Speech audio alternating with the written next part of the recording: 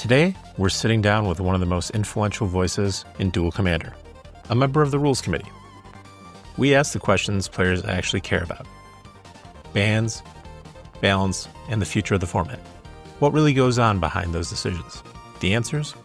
Well, they might surprise you. This is Manafest Dread. Welcome to Manafest Dread MTG. I'm Beau. And I'm Droo.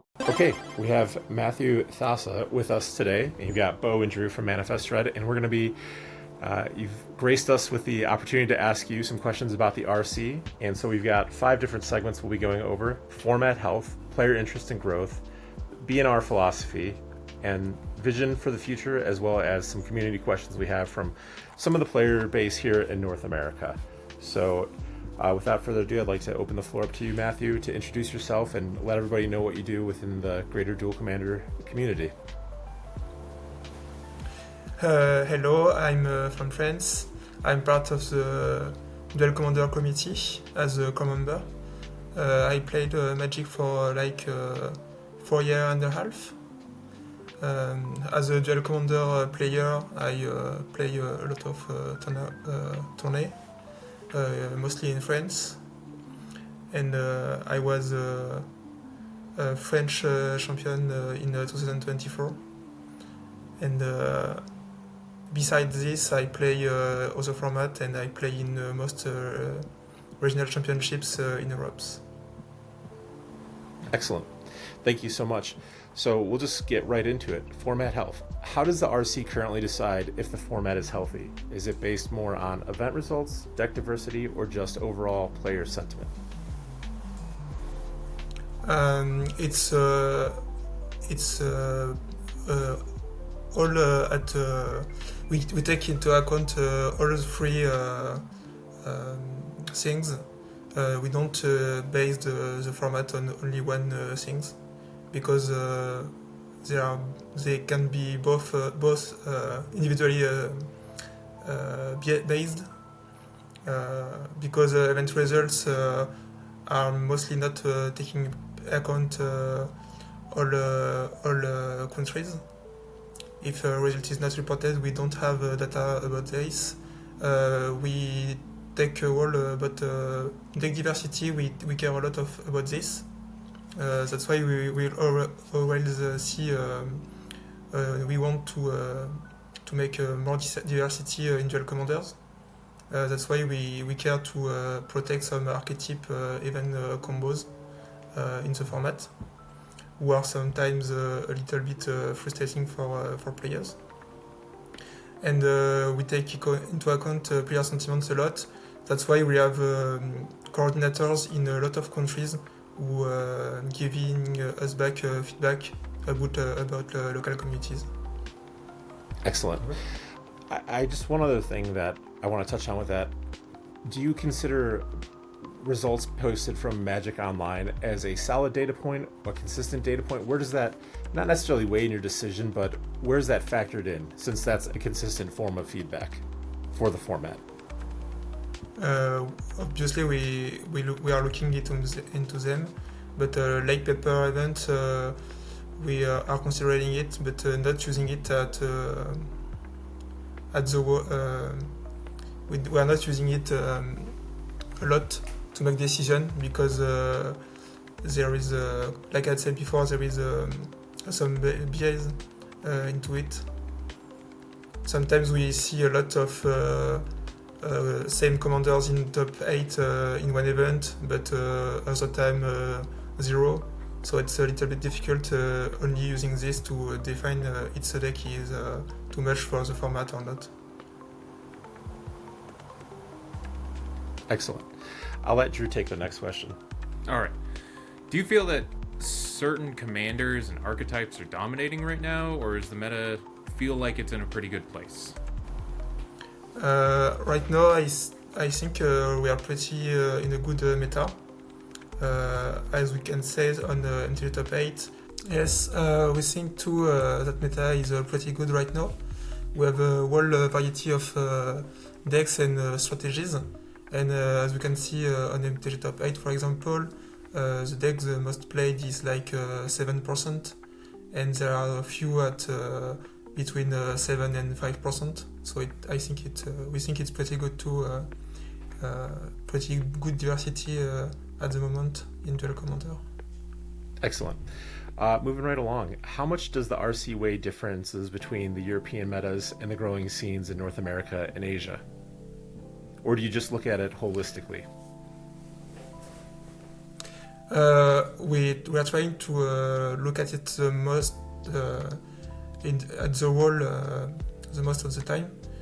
Sometimes it's a little bit difficult, notably in Asia, in some country like China, because it's pretty difficult to get data back to us. But we have coordinators in North America. We have 3 different who help us to see the meta, how it's the meta in North America. So we are trying to take it a while and to not waste more European meta than others. Okay. Moving on to player interest and growth. What do you think Duel Commander can do to be more accessible to new players who might only know EDH, Standard, or other constructed or draft formats? Like how can we get new players in? Pretty difficult. Pretty difficult to say. I said getting a Duel Commander on MTGO is a good starting point because a lot of people never played it before and didn't take interest of it, and getting to try it on MTGO can make them play it in paper later. I think, for example, unbanning Rofelos recently can be a good thing to make new people want to try it. And as we can, as RC, we can make people budget deck accessible to new players. I think that's why we can do by your hand. Okay, excellent. Does the RC actively encourage tournament organizers like MagicCon to host Duel Commander events, or is it more of a grassroots player base led effort? I think the first one in MagicCon, the first Duel Commander event in MagicCon was in Amsterdam 2 years ago, I think, in 2023. And I think it was just Wizard who decided to we didn't reach them. But I think players we can try to reach organization, but it has more impact when it's player who reach them as community. Notably in like Eternals weekend, I think a lot of players tried to reach organization to make Duel Commanders event happen. Okay. Excellent. Where do you see the identity of Duel Commander in the next 18 to 36 months? Is it more of a competitive format? Is it way bigger? Is it still just kind of a grassroots format, kind of like pre-modern or what have you? Actually, I think Duel Commander has different growth between countries. For example, here in France, it's a pretty competitive format. It's one of the most played format in France, and pretty much competitively. And in some other countries, it's more fun or casual friendly format. Our goal is to make both. Is to make the format both, in fact. As we can see in France, we have some events with 200 people or more, and as we can see in those events, there are both type of players, competitive players and casual players, and they interact each other pretty well. So we hope that other countries can do the same in their event. It can be a format for both type of players. Excellent. All right, that brings us to BNR philosophy. Do you think it would hurt the format to have a stated goal when it comes to player experience and expectations of that experience? So, for example, when a new player looks at the Duel Commander ban list, it feels often like they're reading tea leaves. They see that there's no fast mana, but it's not a stated goal within the actual confines of that. How do you feel about that personally? We have discussed this many times, and having a really stated goal is a bit complicated because it can be shackles for us in the future. We don't know what wizard is cooking every year, and sometimes be it a little bit rigid on rules can be detrimental for us. So we're trying to have guidelines, but not we try as much to be flexible and see what's coming and act in response to it. Okay, that makes sense. Yep. When it comes to bans, do you prefer to wait for a card or a commander to quote-unquote prove itself as a problem, or act quickly before the meta gets warped too much, or like changes, or becomes like a commander becomes abusive?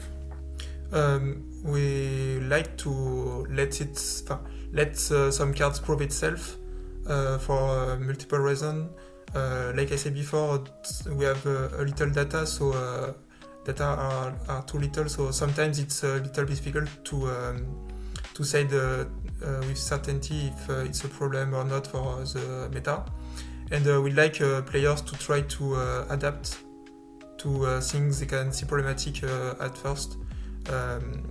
Banning too quickly cards can be problematic because players don't have time to adapt and to find new strategies to counteract what can be problematic in the first time. Okay.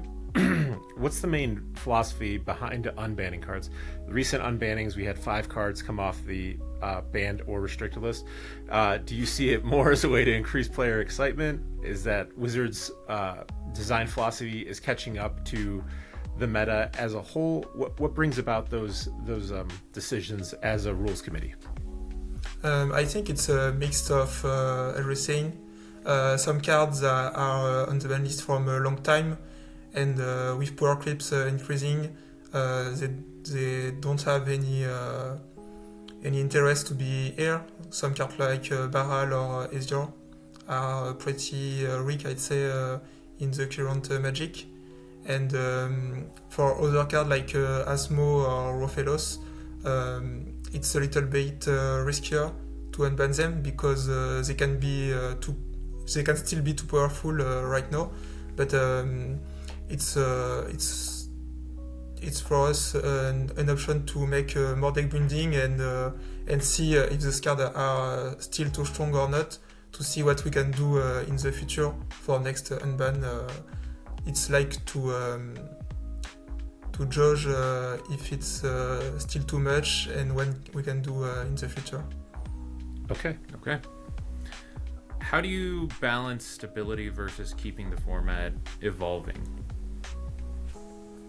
I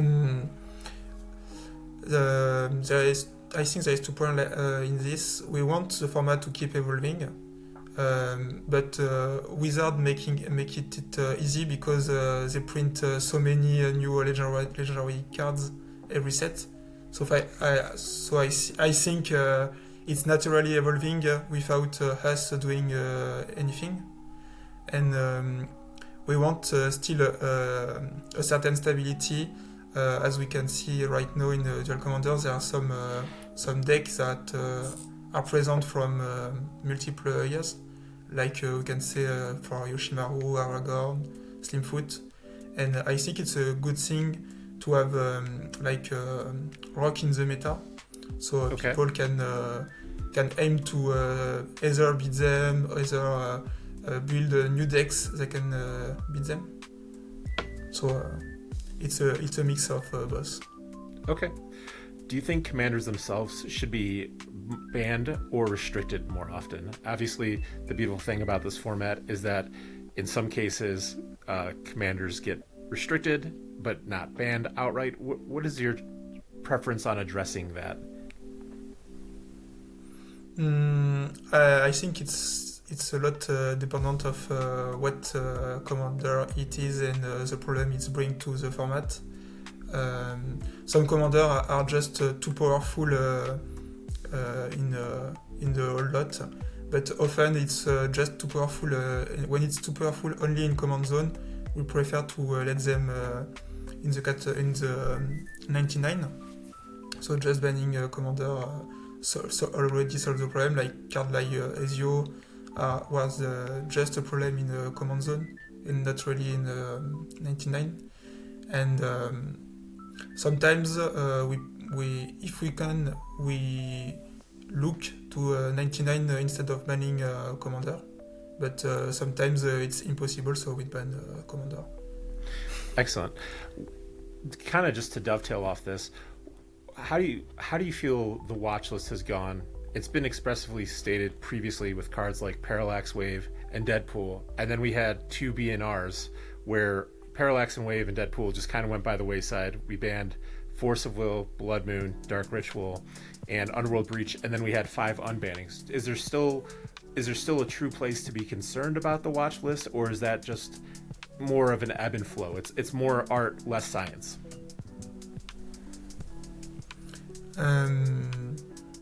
We don't have really a watching list. We often discuss about cards that can be problematic. Last 4 bans were most the format was already pretty open, and we were thinking that banning those cards could open more the format, and the 5 unban was in the same for us it was the same way. For people they see one time we ban 4 cards and the other time we unban 5, it's a little bit the opposite, but in fact the main goal for both announcement was to open more the format by reducing no game with the ban and increasing possibilities with the 5 unban.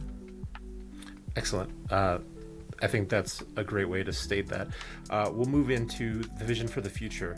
What would you say the RC's long-term vision for Duel Commander is? Is it to continue to be a grassroots, more niche format like pre-modern or value vintage, or is it to continue to grow and become competitive and expand to a wider audience outside of Europe?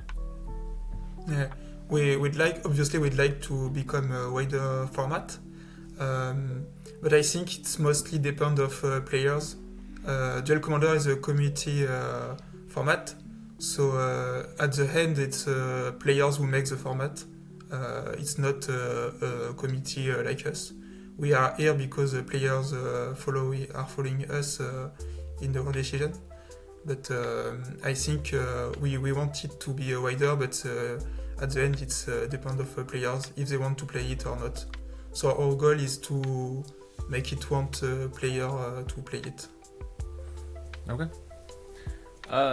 With how powerful new commanders are getting, how flexible do you think the format needs to be in adapting? And with all of the new legends and commanders, I mean, does that make your guys' job more difficult? I think it's depend of every edition. I think obviously Modern Horizon 3 was pretty concerning because there are a lot of powerful cards, but in general most sets are standards legal, so cards are powerful, but because of power creep and fire strategy from Wizard, but not that powerful for Eternal format.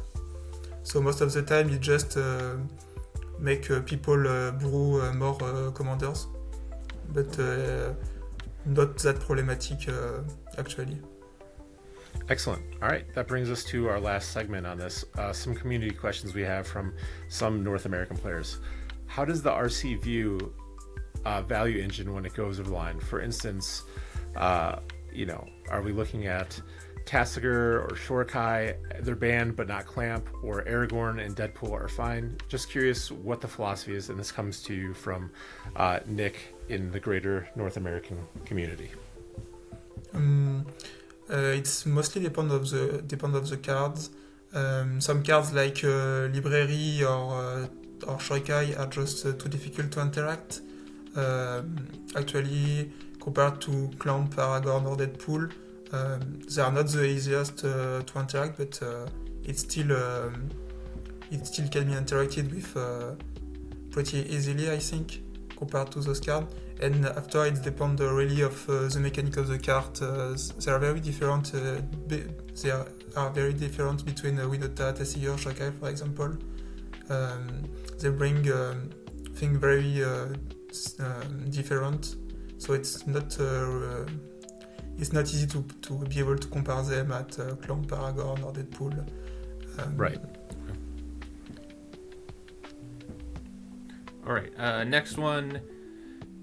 Can you describe the thought process that goes into some of the ban decisions? Like, what are the key factors that put a card over the line or below the line? Is there a required win rate to pay attention to it, like what Wizards does? Is it ubiquity, play patterns? And this is coming from Grant. We are looking at win rate, but it's not really the deciding factor most of the time. Ubiquity is a good factor. In the past, it was used for cards like the One Ring or Petal Lotus. We are playing at the end. We are playing in every deck, so it lost a little the Duel Commander spirit was to play a card in accord to your with your command zone and color identity. And we played a lot. We paid a lot of attention to play patterns. It's what we can judge the best, I think, for ban or unban. Okay. Speaking about ubiquity, with a card like we just talked about, Lotus Petal, is a card like Urza Saga over the line because every deck can play it and have access to Skull Clamp or Ghost Vacuum, or is that just part of the accepted heuristics of building like Arcane Signet and Command Tower? What makes a card like Lotus Petal over the line, aside from it being fast mana, or too ubiquitous versus a card like Urza Saga? Mostly it's build constraint. Petal Lotus was basically free in the deck. You had no effort to do to play it. Yep. You just start to build your deck with 98 cards. For Saga, it's a little bit different. You cannot play it in most free colors because it puts a lot of strains on your mana base. Plus, losing a land can be really problematic for the strategy if you have a not cheap commander or something like this. And card like Clamp need to play a certain strategy with creature, etc. And Ghost Vacuum, it's it's a situational card, so it's not really problematic because it's a matchup. It does nothing. Sometimes it does a lot. So I think for those cards compared to Lotus Petal, it's like a constraint in your build that makes them more acceptable than Petal Lotus. Excellent. Thank you. So Kourosh would like to know if there are any cards that are currently being watched. I know that in a past ban announcement, it was mentioned for Parallax Wave and Deadpool and whatnot, and I know that at least around our local meta, some people complaining about Cloud and whatnot. I don't know if you're allowed to give some info on potential stuff. Not really. Yeah, actually.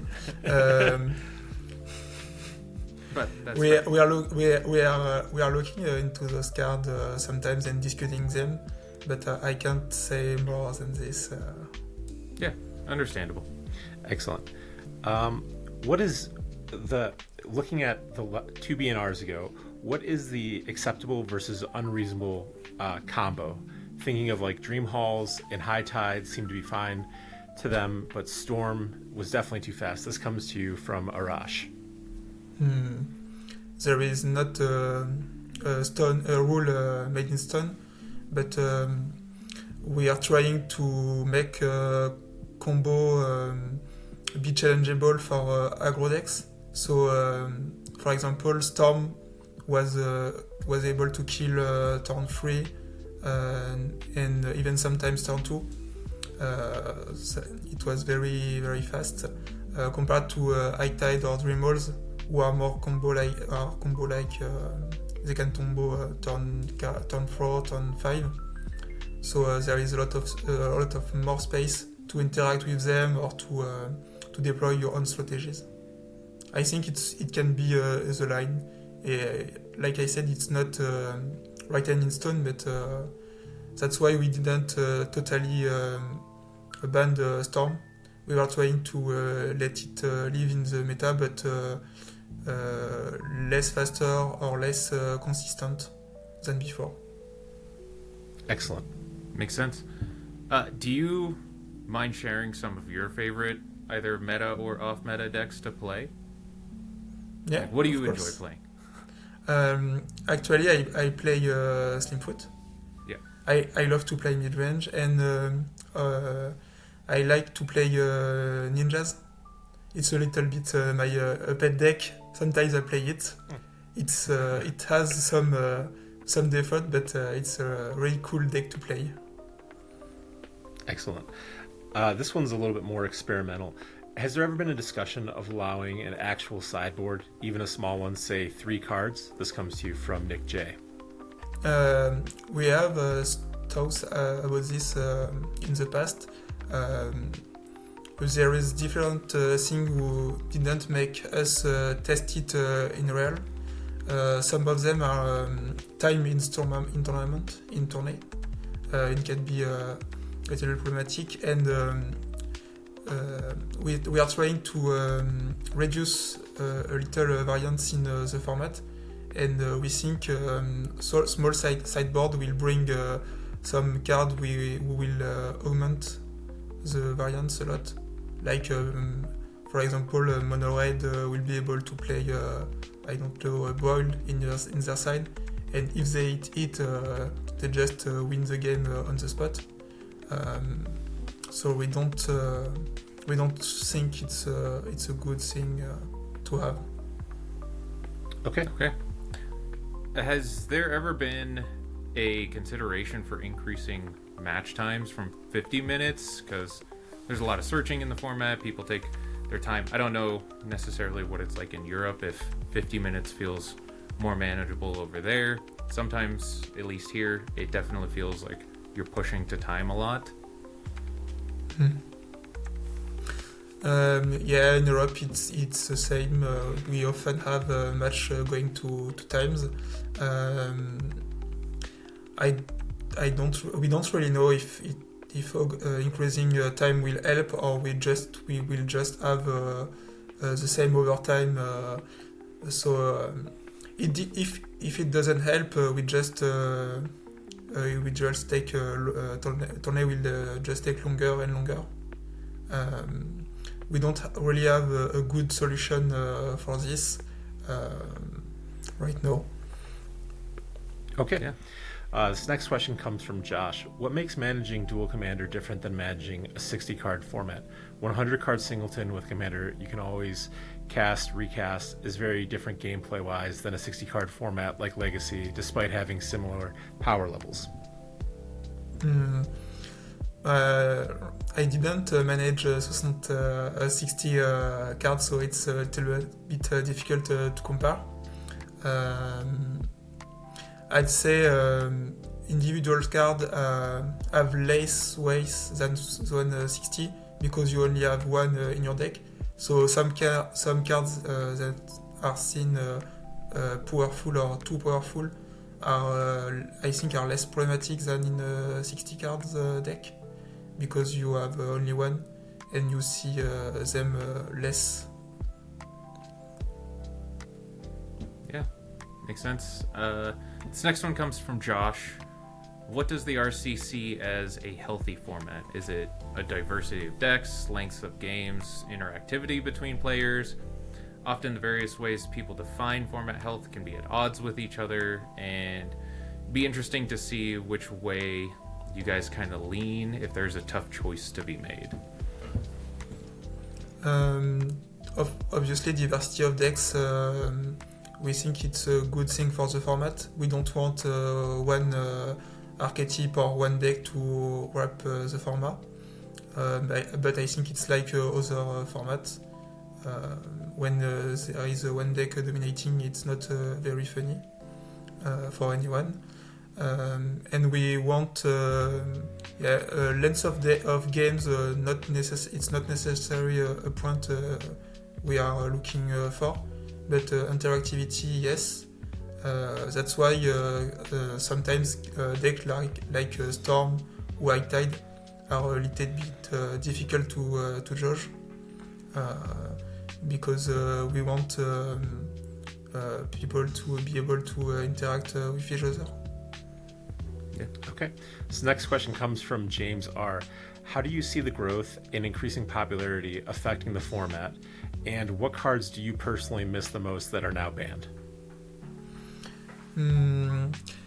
I don't know if increasing popularity will affecting the format a lot. It's a tough question because we don't know if maybe sometimes maybe in the future, for example, France will not be the main country with most players, but I don't know if it will be really affect the format or not. Obviously, the more people are playing it, the better it is, because we can have more data, notably in other countries. And for the bonus question, I was playing a lot Ogak when it was in Command Zone, and I very liked it. It was very strong, and I like very much playing draft card. So this deck was full of card draft, so it was really cool to play. Excellent. All right. Next one comes from Kevin. Do you think that there is a best deck or archetype in the current meta, and that people should mostly play that if they want to win, or do you see multiple archetypes and decks with equal chances of winning big events, in your personal opinion? Yeah. As we have seen many times, there is a lot of possibilities to win big events. I think most of the time the most important thing is to know your deck well. It's very important, and know well to what your opponent is trying to do. So I think a deck who can adapt to what your opponent is doing can be the best deck. Or linear, I think personally, I think if you have a linear combo that's pretty resilient, it's a good choice to play it if you want to win a big event. But in conclusion, I think most of the tier 1 or tier 2 in the format can win the big event with no problem. And I guess piggybacking off of that a little bit, we have seen Slimefoot doing really well, and it feels like over the past, month, MTG Top 8's representation of Slimefoot has just climbed up a lot. Do you enjoy seeing that sort of result? Since you're a Slimefoot player? I don't know, but I think Slimefoot is, like I said, is a deck who can adapt pretty well to what the meta is. For example, if you see there is a lot of combo decks, you can put more discard, play card like Oppo Agent, etc. So it's more flexible than some deck who need a lot of cards to play their own strategies. So I think that's why Slimefoot is pretty good right now, because the meta, when the meta is good for a deck like Slimefoot, it can be very oppressive. But as we have seen by the past, Slimefoot was already a pretty good deck in 2023, and when Temyo was banned, the meta shifts drastically and Slimefoot fall pretty hard at this time. So I think it's a type of deck who heavily depend of what the meta is doing to play well or not. Excellent. We've got 2 questions left. This one comes from Nick P. Why is Breya banned with all the powerful rocks banned? In addition to the way 4-color mana bases come at a higher cost and life totals being at 20, is she really too powerful? I say yes. We don't know, and like we have done with precedent unban, we're trying to test potentially 2 powerful commander to see if they can be unbanned, and I can say Breya will be tested to see if we can try it out in the format again. But right now, I don't know. I don't really know if it's too powerful or not. Okay. All right. Last question coming from Nick S. How is it that Drannith Magistrate, Mistrise Village, and Phlage are allowed, but Cavern of Souls and Urza are too strong? For Urza, I think it's mostly a comparison with Phlage. I think the main difference is the access of the color, which make actually Urza potentially better than Phlage. Even it's not a guarantee. I'd say it's most like it's like Breya. I'd say we can maybe try it out in the future to see if Urza can go back in the format or not. For Cavern of Soul, in comparison to Mistrise or Drannith, I think they are very different. Cavern of Souls are like Petal Lotus or the One Ring. It can be auto-include in every deck, and in fact it can cast your general. You always have your general to cast it from it. Compared to Mistrise Village, who need 2 more mana, it's restricted to blue at minima. Can be a tap land if you don't play forest or swamp. So I think restriction on Mistrise Village is a lot more than Cavern of Souls. And Drannith Magistrate, it's a creature, so it's pretty easy to deal with it, I'd say. Actually, in the Duel Commander, if you don't play removals, I think you have to have a pretty strong plan, because I think there is a lot of deck when you need removal if you don't want to die too fast. So I don't think Drannith it's a problem for those reasons. That just sounds like light pause cope to me. That sounds like. Yeah, it's not even just lipo. There is a lot of things. I think if you don't check Yoshimaru or Dork for Slimefoot, deck like Tifa, or even some control decks that are playing Tamiyo, we can see Lady Octopus that are trying to pop in the meta. And I think there is a lot of decks where you need removals. Excellent. Well, Matthieu, thank you so much for taking the time to sit down with us and listen to the ugly Americans complain about a format. No, it's okay. It's a pleasure to be here. It's cool that format is developing in the American USA, let's say. So again, it's a pleasure to be here with you today. Yeah, and thank you for all that you guys end up doing. I mean, I know that you guys are doing a lot behind the scenes, and it's nice to see so much interaction with the format on your guys' end with bans, unbans, and coming out and doing this with us.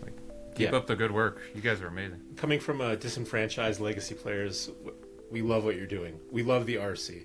I'm speaking personally here, but compared to Wizards, I'll take an RC 11 out of 10 days. Thank you very much. We hope to continue the good work and to make a player happy to play Duel Commander. Excellent. Well, thank you again so much, Matthieu. Hopefully, maybe sometime in the distant future, we could do this again. Yeah, obviously. Excellent. It will be a pleasure. All right. Thank you so much, and you have a great evening. You too, creatively. All right. Be sure to give us a subscribe, check out this video, and stay beautiful.